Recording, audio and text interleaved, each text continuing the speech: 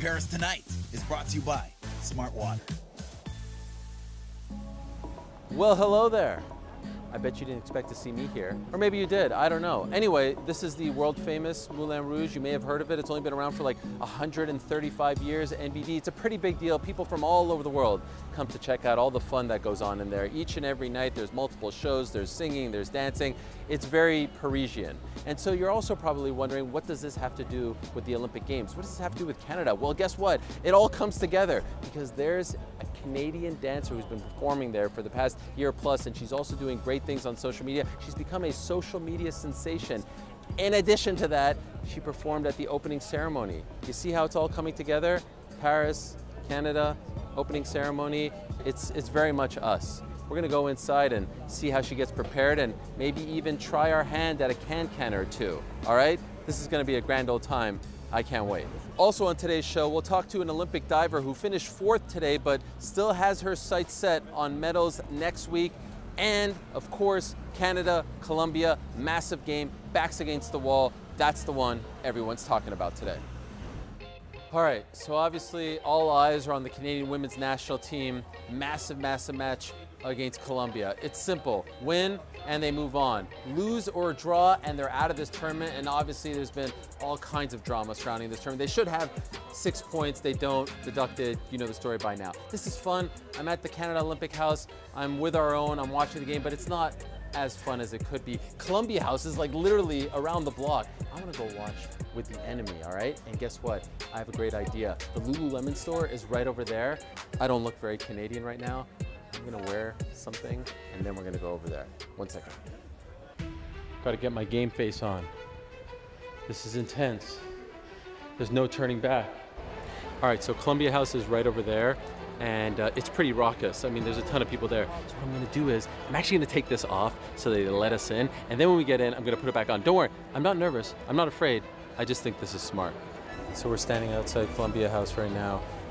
I think they're on to us because they've just asked for security to check to see if we're up to good or up to no good. Stand by. We have infiltrated enemy territory. I took off my stuff just because it was very hot. But now I'm gonna put it back on. Here goes nothing. Everyone has been so welcoming and nice. I'm just standing back here because it's a lot cooler. Not because I'm afraid or anything, just because the breeze is real nice. Oh my God, that would have been incredible. They would have scored, I would have ran away.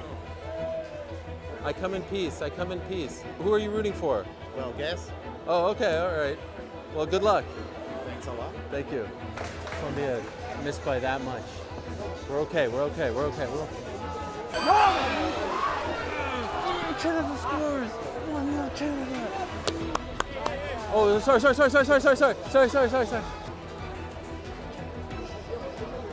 Yes! 1-0, baby. And as of right this second, 62nd minute, we're advancing. And we'd be advancing with just 3 points, but they took away the previous 6. Enemy territory, we're staying in the back, safety precautions, but this would be one of the greatest wins in the history of Canadian soccer. Stay tuned. 1 minute left of stoppage time. Just 1 minute, and we shocked the world. We win! We won! Canada wins!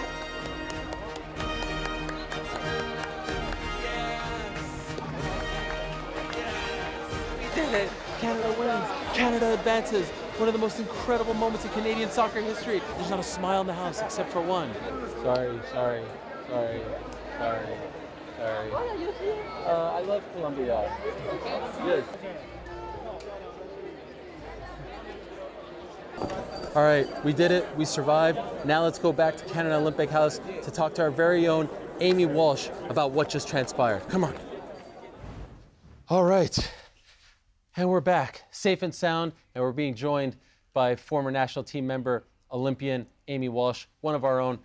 Amy, whew, I'm out of breath. That was incredible. What was it like for you? We just advanced, backs against the wall, defied all the odds. Tell me how you're feeling. I was on the call, actually, for the game, so I couldn't have my former player hat on, my Homer hat on, but I had my Homer t-shirt on underneath what I was wearing because I was on the radio, so I could have that. But I mean, I just wanted to scream and shout and yell. And I think it was a somewhat muted performance. I think, you know, the exaltation, the emotion, that like the raw, the visceral kind of presence that they had against France, it wasn't that today. It also wasn't their best performance, but it was a professional performance. And that's what they needed today in order to dispatch Colombia.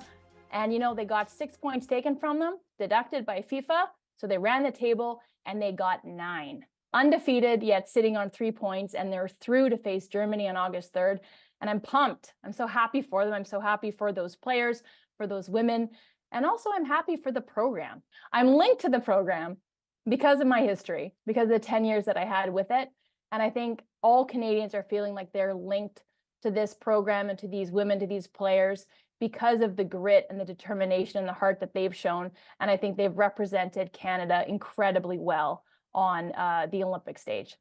Well, speaking of that gold medal, I know this isn't a gold medal win, and I know it's not a semifinal berth against Argentina in the Copa America, but honestly, in the history of Canadian soccer, where do you rank this moment? I think what they've been up against, how they've been tested so far, and how they've shown everyone what they're made of, I think it's right up there with all the times they've medaled at Olympics. And I think it was somebody on Twitter who put together, you know, between the men's and the women's programs, top moments in the program's history. And listen, I played at a time where we didn't win medals. We suffered embarrassing defeats at the hands of the US and others. And you know, we were commendable in the way that we fought, but we were gutsy athletes and maybe not accomplished footballers. And that's what this team is. But in everything that they did, in the spirit in which they displayed and I think showed up for Canada and showed up for each other, I think that this was right up there in kind of top 10 performances of all time in terms of the program's history. All right, last one. We're on to Germany. How do you like their chances?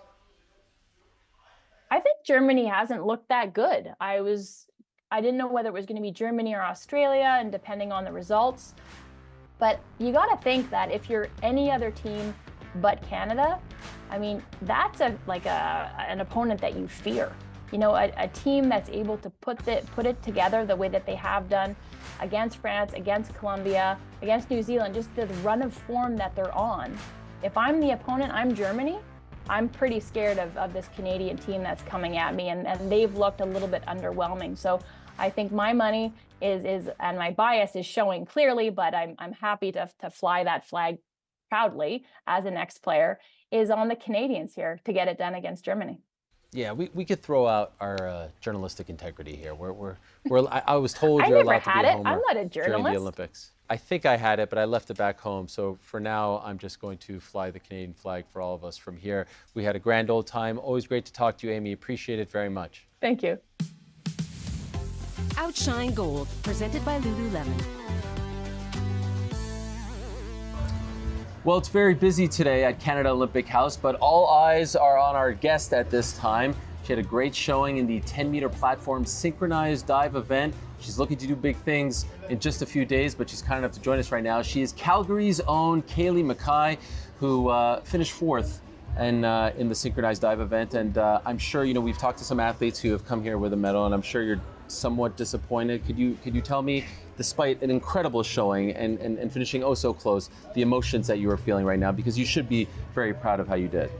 Yeah, it's taken, you know, a few hours now for us to kind of calm down. It was a very emotional end to the event. Fourth place, it hurts, especially like Tokyo for me. I fourth in the same event by, you know, little points as well. So a little bit of a double whammy for me at this Olympics, but different partner, different event. We're both really, really proud, and like we didn't miss anything. We had a really strong, consistent event, and we showed, you know, how consistent we've been training. And I think, you know, we can come out of it really, really happy and proud of the partnership that we've been able to grow. I know Tokyo was a mixed bag for you as far as emotions, right? Because you were hurt and perhaps didn't think for a moment that you'd be able to compete. This time around, you said you were healthy. You were all good. The ankle was fine. Your body was feeling good. Were you able to at least enjoy the process and not worry about your health as much? Yeah, 100%. I mean, last night, Kate and I sat down and we really, you know, we said we're going to not hold back. We're going to take in the atmosphere, appreciate it, realize that we're living something that not whole lot of people get to experience. And when I was standing on the platform, even when I was walking out today with our introduction, Kate and I holding hands, and then the roar of the crowd was just something that I'll never forget, because I didn't get that in Tokyo. My Tokyo experience was very unique, and I did take a lot of positives, and I really appreciate it. This one was really, really special, and especially having my family here. They've been dreaming of the Olympics since I was little, as well as me. So for them to be able to, experience that as well, and have, me know that they're up there and see them in the crowd, it really is heartwarming and makes me feel like I've come full circle with my career, and I'm satisfied with what I've had. And so now finally, how do you put this aside and focus on the individual event? What is the process there? Because that's coming up in just a few days. Yeah, I think today is a day to let the emotions sink in, to really, I'm letting myself feel everything today. I'm not going to deny anything. I'm not going to deny the heartbreaking feelings. I'm not going to deny the joy. I'm not going to deny the celebrations that my family want to have, even though it's a little conflicting for me to celebrate when I feel kind of like this. And then tomorrow is a new day. Tomorrow is my rest day. I take the day off, not going to the pool. And then next day is full swing ahead. I'm, going for it. I'm not holding back. And today was advantageous for me, because I got the feeling of the crowd. I got the feeling of the platform. I got the feeling of seeing the Olympic rings everywhere right before you dive. And I'm ready for individual, and found out I'm first diver in the prelim, which shook me up a little bit. But I'm ready to go. You'll be good. You'll be good. We're making it a positive thing, and I'm excited to, go out there and show that I'm strong and ready and capable. Well, you're handling this with class and grace. Well done. 4th place in the world, in the entire world at the Olympic Games. Something to be very proud of. So well done. You did your country proud, and looking forward to seeing how you do in the individual event as well. It. There she is, Caeli McKay. Look out for her on August 5th. Wow, look at this place. Look at all the colors. Look at all the feathers. This is unbelievable. Right over here is the dressing room for one of the biggest stars at Moulin Rouge, one of our own, a Canadian. In fact, she's from Woodstock, Ontario, Canada. She's the great Allie Goodbun. You've probably seen her on social media. She's a social media superstar. I think she's getting ready. We're gonna see if she's willing to speak to us. Hello. Oh, there she is. Wow, Allie, so nice to meet you. Nice to meet you. How are you? Wow, you're all almost dressed up and almost. Okay, this is amazing. Thank you for having us. Of course. I know it's a busy time for you. Thank you. Yeah. But I have a lot of questions. Okay. What are we doing right now? I am currently getting ready for our first show of the night. We do 2 shows every night, one at 9 p.m. and one at 11:30. Okay, and how long does it take for you to get ready usually? I actually have my makeup routine down to a science at this point. I can do it in a quick 10 minutes, but I come an hour before the show to warm up as well. And so do you ever have a moment where you're from Woodstock, Ontario, Canada? Yes. Look where you are, I know. in Paris, at the Olympics. Do you ever take a moment to smell the flowers and enjoy your path? I do every single day when I'm walking to work, when I'm walking home from work, and even when I'm here in the dressing room, I'm like, dang, I can't believe this is my real life. Was this the dream as a kid? This was the dream. Dancing professionally, especially live, and getting to live abroad was the goal, and I think I'm doing that. And here you are. I can go and put a costume on for you right now to give you the full look. That would be amazing. Okay, let's do it. Et voila. Okay, this is much different than you looked a few minutes ago. This is much different. But it only took you like 30 seconds to get changed. What can I say? Quick changing professional. Well done. So okay. This is one of our showgirl costumes, and many costumes like this are seen in the show every single night. Are you never not smiling? I feel like you're always smiling. Does anything ever bother you? Are you ever mad? Life is good. I can't complain. Okay. Yeah. Good. Is there a dance associated with this? Is there something you could show us? There's lots of obviously showgirl technique. I don't want to put you on the spot, but our main thing is doing the showgirl bevel, so that's holding this position. Okay. Oftentimes it's very uplifted and it's very presentable, of course, very dainty, very delicate. We often have moves. This is one of our iconic showgirl moves, or fairy moves, like we say here at the Moulin. Okay. But the majority of our technical athleticism comes with the can-can. So interesting. I can put that costume on for you as well. I didn't want to ask. I feel like I'd be remiss if I don't ask you. I think you have to. Quick costume change. Quick Okay, change. 45 seconds max. And here we are. This is it. This is unbelievable. Thank you, thank you. This is our iconic French can-can costume. This is it. This is the one that I see all the time, Yeah. everyone doing it. And what does it represent, like the big hair, Yeah, feather? so basically the colors on our dress, of course, are the French colors, and Right. because the Moulin Rouge is the birthplace of the French can-can, we needed to include that, of course. By the way, why is it called the French can-can? Yeah, so as you know, birthplace is here in France, and can-can means simply to make noise. So making noise with our feet, and we of course do this iconic French can-can scream. Oh. Do you want to hear it? I would love to, yes. Wow. a That loud seems one. exhausting in its own right. Exactly. And you're doing that all throughout? All throughout, Oh yeah. my dear. Whenever you need to just release, it's a very big wow factor routine. So you have screaming, you have high kicking, you have jump splitting, cartwheeling. Oh my. Oh, we do everything. This is a lot. It's a lot. Can we get a little like taster? Of course, Okay, I can let's show see you it. a Let's few see. high kicks. Okay, here it is. Let me get out of the way. I don't want to get knocked out. Oh, wow. Is there a song that goes with it? Yeah, of course. You got it. Well, you are Exactly. very athletic. Thank you. Thank you. That is not easy. No, it takes strength and flexibility and, of course, cardio. I couldn't help but feel a little bit inspired watching you do that. Do you want to try a piece of the costume Well, on? I heard there are men who do this Of as course, well. The can-can of too? course. Yeah. Okay, this is what, a vest? This is a vest. Wow. You got it. Yeah, self-explanatory. I feel very cool right now. Right? What do you want to I learn now? a basic move? Sure, sure. We move our dresses, again, Okay. so the frills make noise. Yes, yes. And the boys do a stomp and clap motion at the same time. Okay. And so they're keeping the beat. Yep.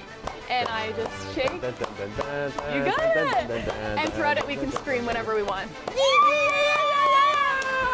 You Sorry, got that was it. too loud? Sorry.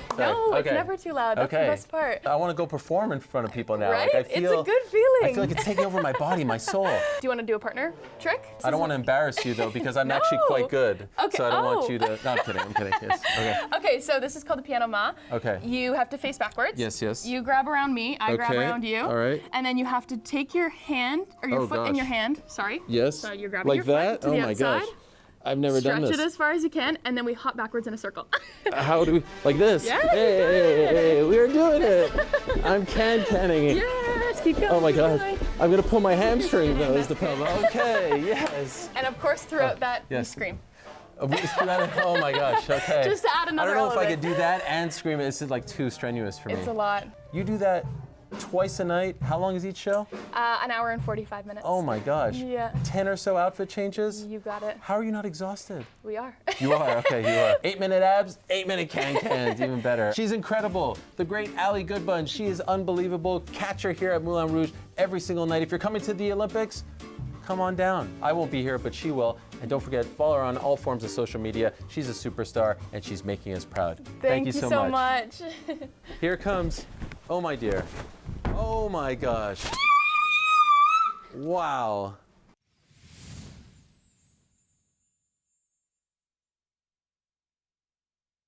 All right, so now we go from someone who was performing just outside the Seine River to someone who actually swam in it just a few hours ago. We're talking to Tyler Mislawchuk, the triathlete who finished 9th earlier today, and in addition to that has become somewhat of a viral sensation. We'll get to that in a moment. First off, congratulations, your 3rd Olympic Games, your best finish. Yeah. Are you happy with how you finished? I think I'm not as happy with the results as I was, the effort of going for it. For those who didn't watch at home, I was in podium position with 2 other of the French guys with probably 8 minutes left in an hour 45 race. So being right there till the end, until I basically had to pull off because I was like, it's either going to end up in a hospital or I got it let off the pace. So I'm proud of, going to that spot of almost getting dropped multiple times and just going 20 more seconds, just like from 2K in until 6, 7K when I got dropped, it was 20 more seconds for minutes on minutes on minutes on minutes just getting there, And so obviously there was a lot of talk about the river and Yeah. whether it was, healthy for you guys to compete in, and they had to postpone it a day and they canceled the practice on Sunday. How did you feel about, as this was transpiring, was there any part of you saying like, I don't want to go in this body of water that people are saying is infested? So we raced here last year actually, and I was fine. But obviously you hear all this and it makes you a little bit nervous, but you and I aren't doctors or water experts, we can repeat what we're heard, but as an athlete's job is to, like, no matter what the situation is, go to work. I'm lucky to call this work, but go to work and do your job in a sense. So you try to spin it, like when it got pushed a day because of the water quality, I was like, oh, perfect, an extra day to recover, like I train hard, oh, maybe I'll just be more recovered. I think the current was crazy, like we went out to the first buoy in 3 minutes, turned around, it took us like almost 10 minutes to come back. Wow. For those people at home, it's like a meter a second. So someone goes to the pool and they swim 4 lengths. If they weren't swimming it in 1 minute 30 seconds, you were going backwards. Oh my gosh. Which the average person probably couldn't do 1 minute 30 seconds for 1/100. Right. You felt like you were swimming in molasses. It was a bad dream. Did you feel like the water, obviously you're gonna like drink some of it, I would imagine naturally. Did it feel off to you at all? No, I mean, I swam in lakes all over the world. Okay. You know, we raced in, like I raced in Hamburg, Germany, big city 2 weeks ago in like a duck pond in the middle of the city. So I think if maybe you're going for a training session, you think about it more. It's like anything, like someone's like locked in, like all the little things around you are just like, you know, it's like open water. Let's say I go in the ocean and I'm scared of sharks. I'm not scared when I race. Right. But I maybe if I'm swimming off the coast of Hawaii by myself and training, I'm like, you know, but like in a race, I'm like, it doesn't matter. Take my leg, you know? Okay, so if you Google your name right now, there are a million articles from all over the world. You are a viral sensation. Yeah. You crossed the finish line, and unfortunately, it all came out. And in fact, I think you've thrown up 10 times after the race. Is that accurate? Pretty close, yeah. Jeez Louise. So what happened? Is that a common thing for you after a race? Not super common, but it happens sometimes. I like just happened to swallow a bunch of water in the race, and so nothing to do with even quality. My stomach was just extremely full, and so that's ended up being a limiting factor for me in the race. Like it was like my stomach felt like it had a small child in there, and you put that with an hour 40 or hour 39 of going as hard as you can, you know, stuff's gonna happen. Yeah. So yeah, it's all over the internet. It's not why I want to go viral, but it's again like when we say like you're proud, like there was nothing more I could have done. You know, maybe I pace it and come 5th instead of coming 9th. Maybe I pace it better and come 5th, but I wasn't in the business of coming 5th. I've come to 2 Olympics, you know, and, you know, come top 15 at both of those. So it's like, I've done that, you know, like what's left to do is like go win a medal. But I mean, as you see, I'm less than a minute behind, you know, 40 seconds, and I'm 9th place. The quality of guys is, it's a European dominated sport, and to have 2 Canadian guys in the top 13 is like incredible. You know, it'd be like seeing 2 riders in the Tour de France come in the top 13. It'd be like, it's unbelievable. Yeah. And good for you guys. By the way, just to be clear, you didn't throw up because of the water, though, because that's what all the articles are insinuating. No. Okay, it was just because you drank it. Okay. Just too much liquid in my stomach. I mean, again, it was 30 degrees Celsius. Yeah, no, I get it. It's a lot of factors. So It's unbelievable what you guys do. I mean, you never know what anything's from, right? But when you push your body to the limit, stuff's gonna happen. Final question. Afterwards, in the post-race interview, you gave a very impassioned speech to the kid out there in Oak Bluff, Manitoba, which is where you're from, to the kid in Quebec. All it seems like you are trying to say is if you could be an inspiration to one person, you're happy. And you don't hear that from a lot of people. They're thinking about themselves. They're thinking about, where did I finish? What in that moment propelled you to say that to the world as you were being interviewed? I mean, I grew up in a tiny town. It's now bigger, but, you know, a few hundred people. And you grow up in a freezing cold place like that. And my goal was never when I started to reach the Olympics. And I think sometimes people think like, oh, I was born for destiny, or I was the most talented kid ever. Like for me, there's been so many times in the last 3 years specifically, I tore my Achilles at the last games. And most people, athletes, as you probably know, it's hard to come back from an Achilles in most sports. But when you got to train 30 hours a week, it's almost impossible. So there's points in the last 2 years where I thought, you know, maybe I didn't say it out loud, but I thought, you know, maybe I'll never be back. Maybe I won't ever get back to that level that I was at. And if an athlete like me who is racing for Olympic medal has all that self-doubt, an 8-year-old kid in Oak Bluff or Quebec or whatever is going to have the same thought. So if I could have like that small, I'm emotional just talking about it. So well done. Back in 28?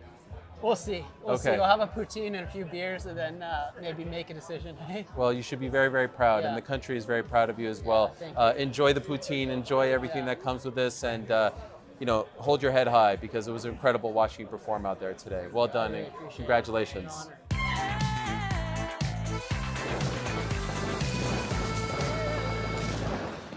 All right, before we close this out, a quick update on Canada's medal count.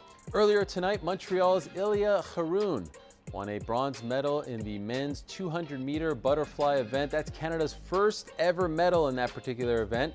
And so that means Canada's up to 7 medals total, which is good for 9th place. And their streak of winning a medal every single day of these Olympic Games so far is still intact. Well done, Ilya. All right, now time for my Paris Tonight podium, AKA my 3 favorite moments of the day. We'll start with Tyler Mislawchuk. We spoke to him earlier in the show, triathlete who ended 9th and threw up a few times afterwards. After his race, he did an interview with CBC, and he talked about, some of the disappointment of not finishing on the podium, but also talked about how he really didn't care, how his whole purpose is to just be an inspiration to perhaps someone back home in Oak Bluff, Manitoba, which is where he's from, population 1,000, someone in Quebec, someone in the Maritimes. He just wants to inspire the younger generation. We can't play you this clip right now because of, all the broadcast restrictions, but do yourself a favor. If you're able to find it, find that post-race interview. It's what the Olympic spirit is all about. Supremely impressive stuff from a supremely impressive young man. We wish him all the best and hope that he is very proud of his 9th place finish. By the way, his best finish in 3 Olympic Games, so well done. Now, my silver medal moment. That would come from a man whose name I actually don't know. He came up to me, he said he liked my work, and he said he was working for the LA 2028 group. And it's a thing here at the Olympic Games to trade pins. I haven't really gotten into it yet, but I promise I will. What was awesome about this, he gave me my first pin, LA 28. How about that? And so I happened to have a CBC pin on me, and I gave him mine. And for a moment, all fell right in the world. It was a beautiful, beautiful moment shared between 2 North Americans. I'm looking forward to LA. Perhaps I'll be here, or, perhaps they'll give me the boot, who knows. Now, gold medal moment, that has to be what the Canadian women's national team just did against Colombia, but in particular, getting to experience that at Colombia House, infiltrating the scene. Everyone was, and I wasn't trying to rub it in, but they were kind of sad, and I was really happy, and it was just a great moment, especially for these women who have endured so much over the past week. They have been vilified. People have called them all kinds of names. Their manager was sent home, and now here they are, onto the knockout stage, onto Germany, and it seems like all the momentum is on their side. It's a wonderful story, and I can't wait to see how it unfolds. Now, looking ahead to tomorrow, the Canadian women's basketball team, they have their backs against the wall. They did not look good in their first game against France. They've got to win this game against Australia. And you'll remember yesterday, we went 3-0 against Australia. So perhaps there's something brewing there. It's a must-win game, no doubt about it. Let's see how they perform. That all goes down, by the way, at 7:30 a.m. Eastern Time only on CBC Gem. Can't wait to see that. Can't wait to see you right back here tomorrow. Hope you enjoyed the show. Good night from Paris. Paris